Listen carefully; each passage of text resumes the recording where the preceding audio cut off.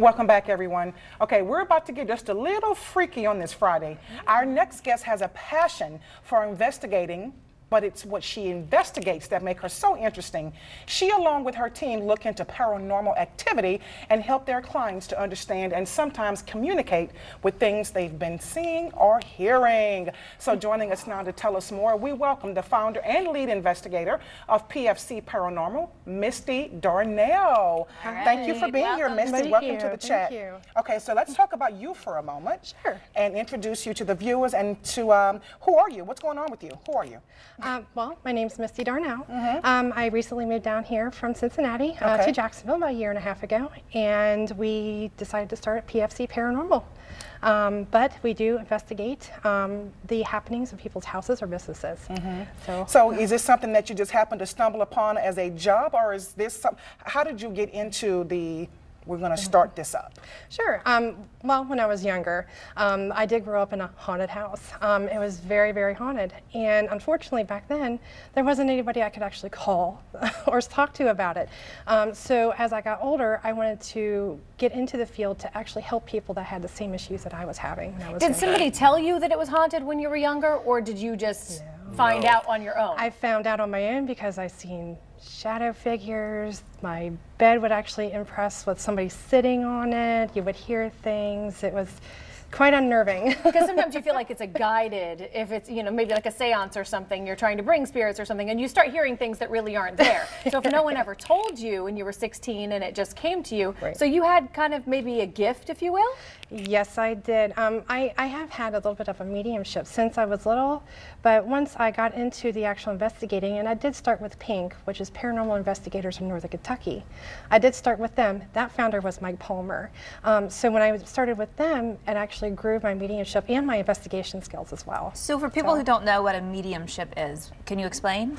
It's where you actually can talk and see spirits. Wow. You can communicate with them and then relay their message. What's the craziest thing you've ever experienced? Seeing a person on a horse walking and riding along. Where that was was probably this? the weirdest thing. I was actually in Fernandina, Fernandina Beach. So what kind of calls do you get now? The kind of calls we get now is mostly from people that are just wanting some understanding of what's going on in their house or their businesses. They just want that validation that something is actually going on and that they're not crazy. I was going to say, so if there is nothing, do you also like debunk it? Yes, we do. So we don't go into a location automatically thinking it is paranormal. Right. So we did try to do, with our equipment, we do the investigation to actually see if it actually is paranormal or if it can be explained. Because it could just be a squeaky baseboard. It could. Yeah. It could. Well, you're talking about, let's talk about the technology, because you're saying like how you catch it. You've got some things here. So do you hear? Do you see? Do you have both? What exactly goes on? Because I went on your website and you had a little boy and a man that you could hear in the background. I'm like, well, did somebody put that there? How did you catch that? It was a little man, a man that was saying, I'm here. Right. It gave me chills. It was creepy. So how did you catch that? Well, with our equipment, because we have, this is just some of the equipment that we do use. We do use a K2 meter and a MEL meter. They both read electromagnetic fields. So that's where they say the spirits do kind of lie. So when that's why we kind of cut all the electricity out, so we turn all the lights off. So when we do kind of get a reading when these spike, we know, well, maybe we should pay attention a little bit more to what's going on, and so we can interact with it. And then we have our digital recorders that also, what you heard, catch EVPs, or electronic voice phenomena. Now, the reason why we can try to exclude what's going on is we have a controlled environment. So we only have our investigators there, or possibly the homeowner if they decide to stay, so we know who's there, and we can distinguish the voices that are in the room. So if it's none of us, where did it come from?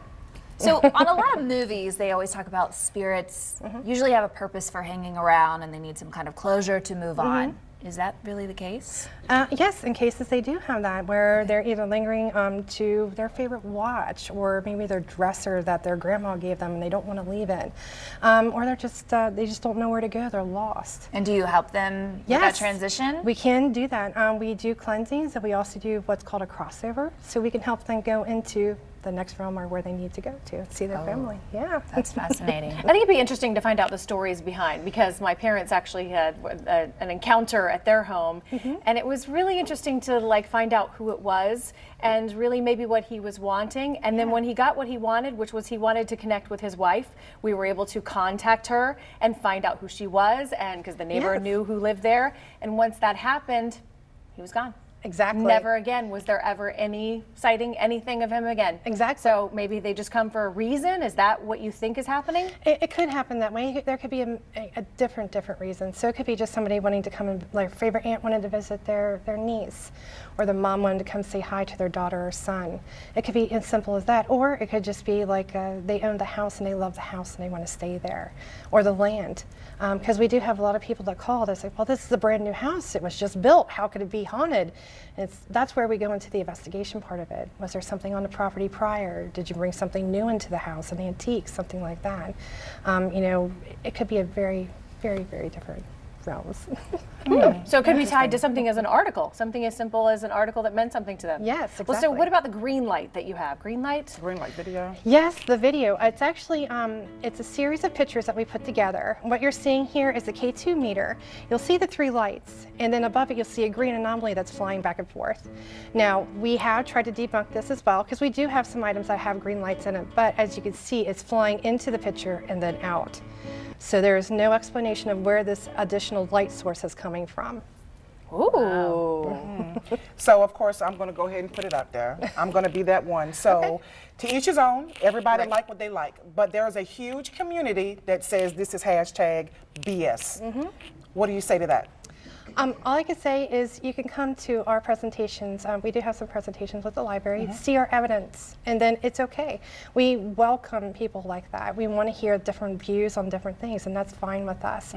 But you could come, see what we have to present. Now, what's at this presentation? What am I going to see? What you're going to see is some of our EVPs that we've captured, and then some other additional evidence such as photos and then videos as well.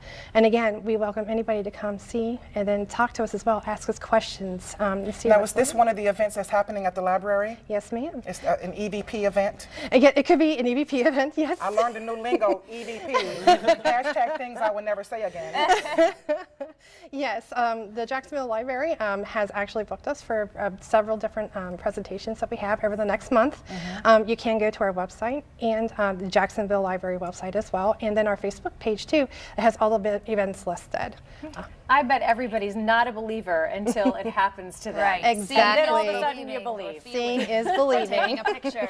All righty. Well, thank you so much for joining No problem. us. Thank you Appreciate so for much. being here. Thank you. And if you'd like more information on Misty, her team, and the services they provide, visit pfcparanormal.com. Stick around. We'll be right back.